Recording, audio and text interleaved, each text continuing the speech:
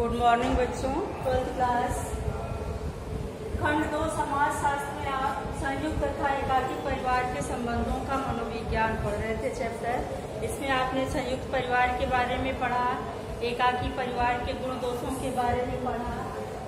आज का टॉपिक है एकाकी परिवार के संबंधों का मनोविज्ञान।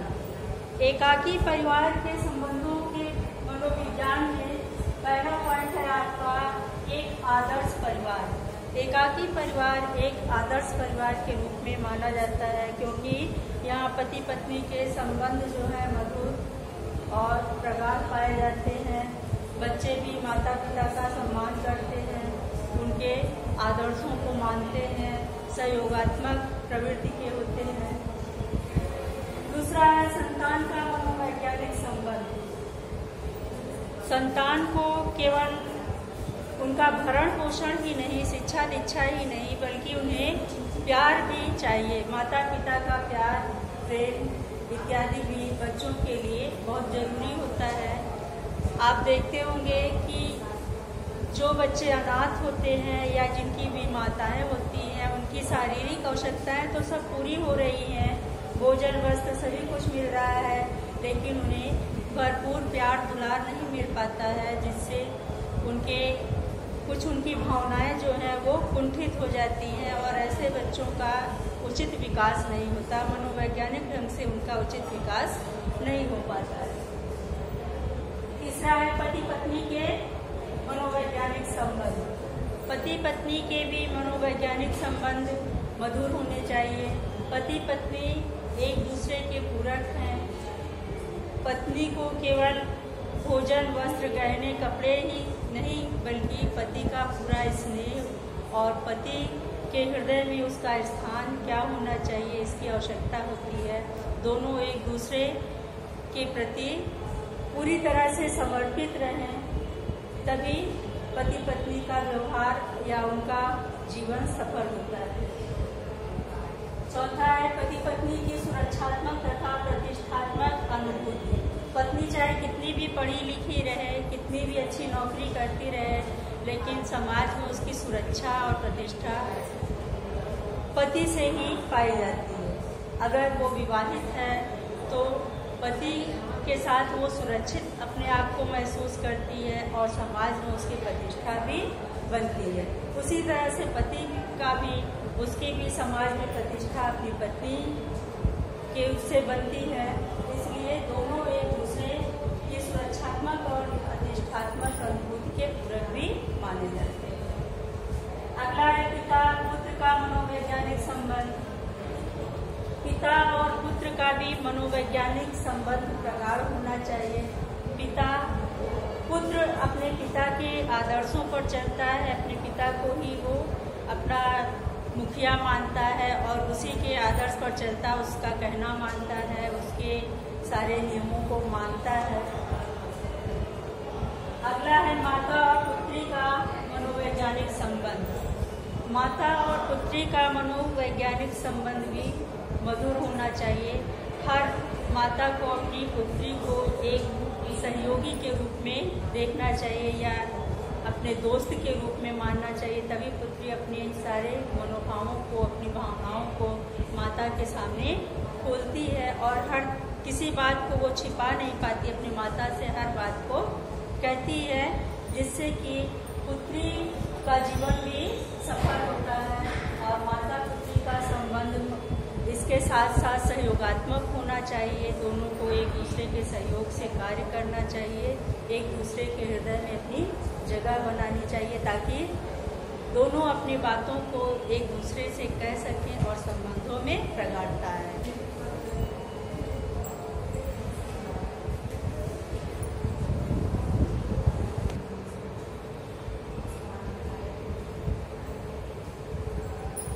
अगला पॉइंट है आपका संयुक्त तथा एकाकी परिवार में अंतर। संयुक्त और एकाकी परिवार में अंतर है। ये अंतर कई आधारों पर है। अब जैसे पहला है कर्मठता संबंधी अंतर।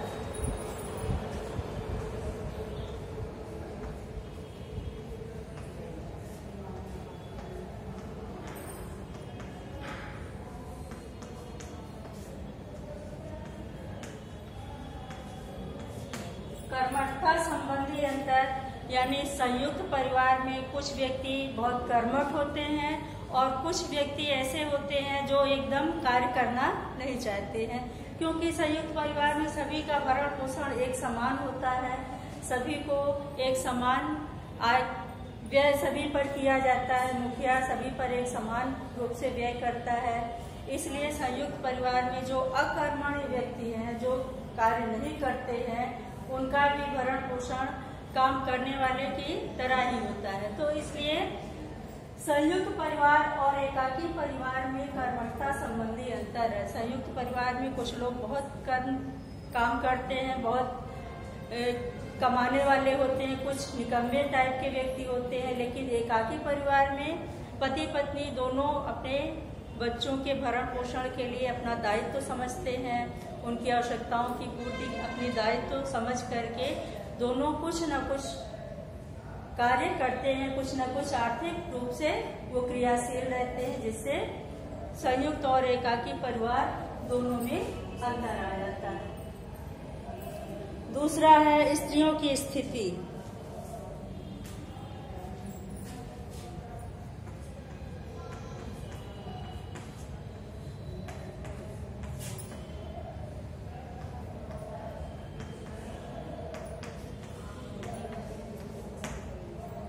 स्त्रियों की स्थिति, संयुक्त परिवार में स्त्रियों की स्थिति बहुत दयनीय होती है। स्त्रियों को घर में ही काम करना पड़ता है और बड़ी बूढ़ी जो भी महिलाएं, अगर स्त्री शिक्षित भी है, वो बाहर कार्य करना चाहती है, स्वतंत्र रूप से कहीं आना जाना चाहती है, तो उसे नहीं जाने दिया जाता। अगर वो कहीं नौकरी कर भी लेती है तो बड़ी बूढ़ी महिलाएं उसे इतनी बातें सुनाती हैं, ताने देती हैं कि वो बेचारी हमेशा दुखी रहती है।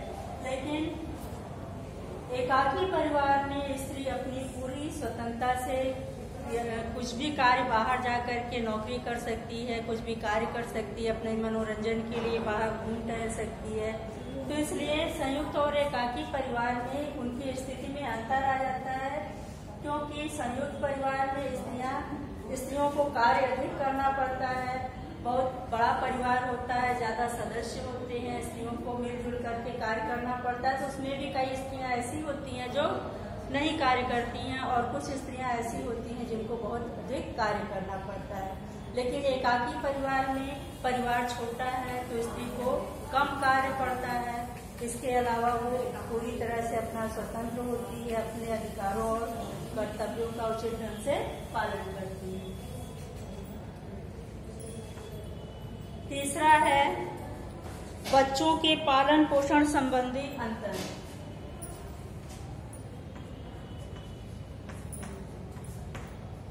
बच्चों के पालन पोषण संबंधी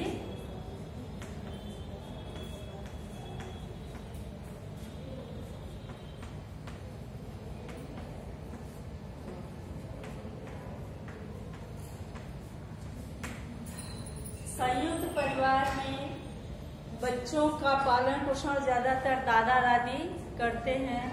माँ बाप से बहुत कम उनका संबंध, ज्यादा निकट का संबंध दादा दादी से ज्यादा रहता है, माँ बाप से कम ही रहता है। दादा दादी उनको उनके पालन पोषण में लाड़ दुलार में इतना अधिक उन्हें बिगाड़ देते हैं कि बच्चे उदंड से हो जाते हैं कभी कभी, और माँ बाप का कहना भी नहीं मानते हैं।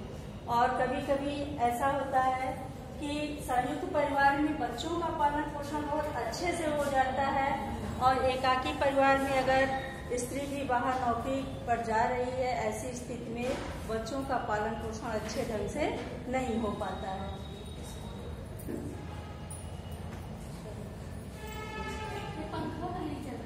चौथा है मुखिया के अधिकारों संबंधी अंतर।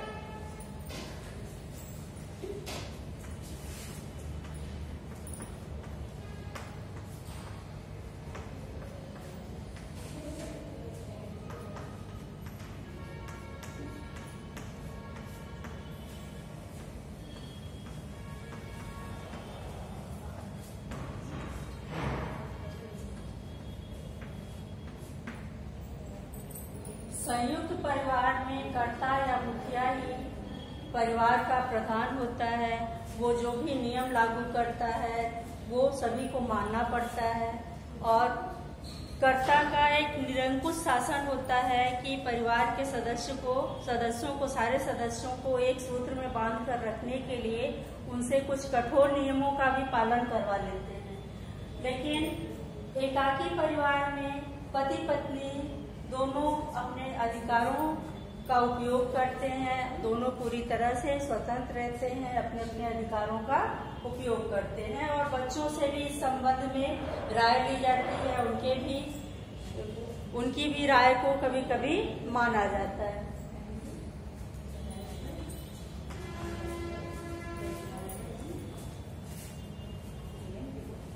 पांचवा है सामाजिक कुरीतियों संबंधी अंतर।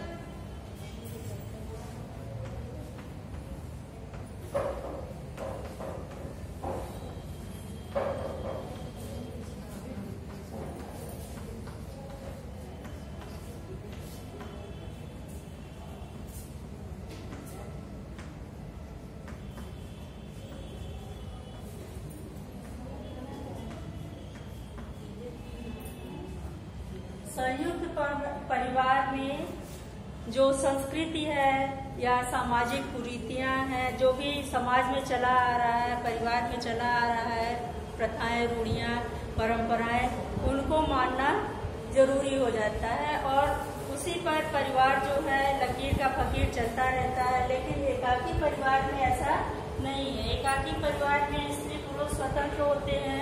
कुछ ऐसे अंधविश्वासों को लोग नहीं मानते हैं आज के युग में, जो संयुक्त परिवार में मानना भी पड़ जाता है।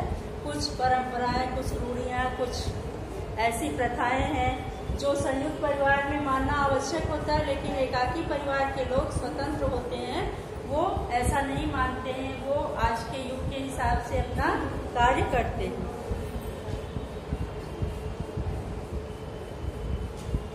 पारिवारिक नियंत्रण संबंधी अंतर।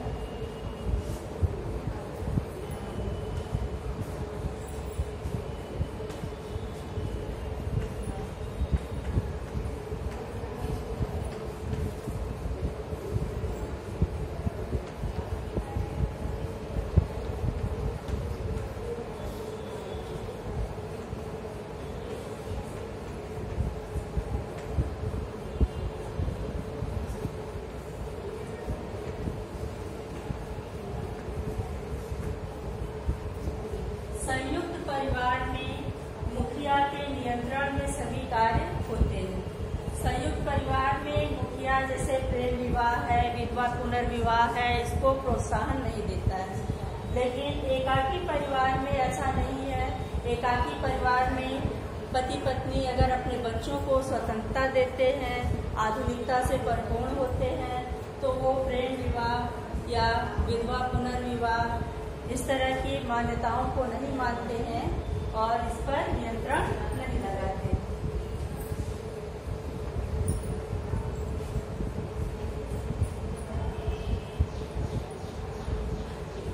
धर्म की इच्छा।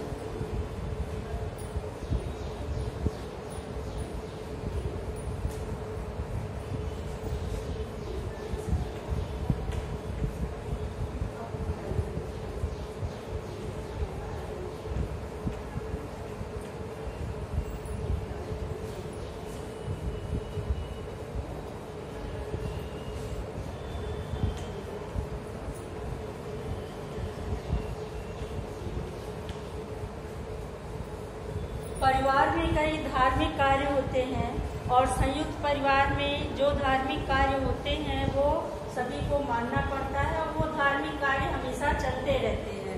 लेकिन एकाकी परिवार में स्त्री पुरुष स्वतंत्र होते हैं। कभी कभी तो वो जो पूर्वज होते हैं उनका श्राद्ध तक नहीं करते हैं, ऐसी उनकी स्वतंत्रता हो जाती है। लेकिन एकाकी परिवार में ऐसा नहीं है। वो धार्मिक कर्मकांडों को मानते हैं और हमेशा उसका पालन अपने सदस्यों से करवाते रहते हैं। आकार संबंधी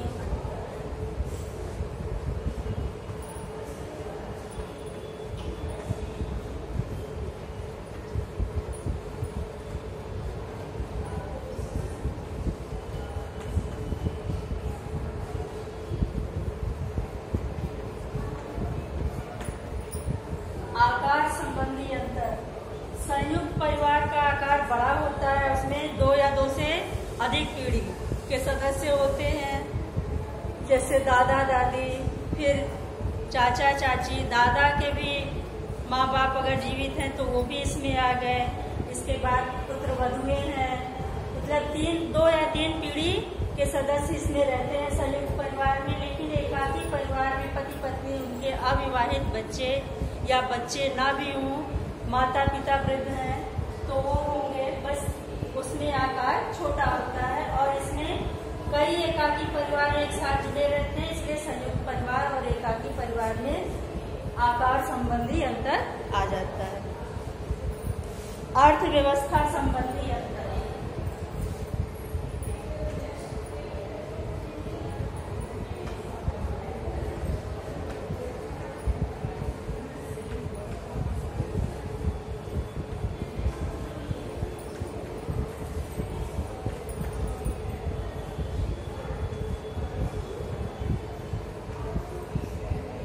अर्थव्यवस्था संबंधी अंतर। अर्थव्यवस्था क्या है? रुपए पैसे की योजनाबद्ध व्यवस्था अर्थव्यवस्था कहलाती है। तो संयुक्त परिवार में अर्थव्यवस्था को मजबूत बनाने के लिए परिवार के सारे सदस्य अधिकतर वही कार्य करते हैं जो परिवार द्वारा निर्धारित व्यवसाय होता है। जैसे पहले के युग में लोग कृषि करते थे, अभी भी है गाँव में लोग कृषि करते हैं, तो कृषि कार्य में ही परिवार के सारे सदस्य जुट करके एक साथ कार्य करते हैं और जितना धन उससे उपार्जित होता है उसको परिवार के सारे सदस्यों में व्यय किया जाता है। लेकिन एकाकी परिवार में ऐसा नहीं है। एकाकी परिवार में पति पत्नी अपना नौकरी करते हैं, दोनों अपने बच्चों के भविष्य की चिंता करते हैं और दोनों अपने अनुसार अर्थव्यवस्था को मजबूत बनाने के लिए बचत का विनियोग करते हैं।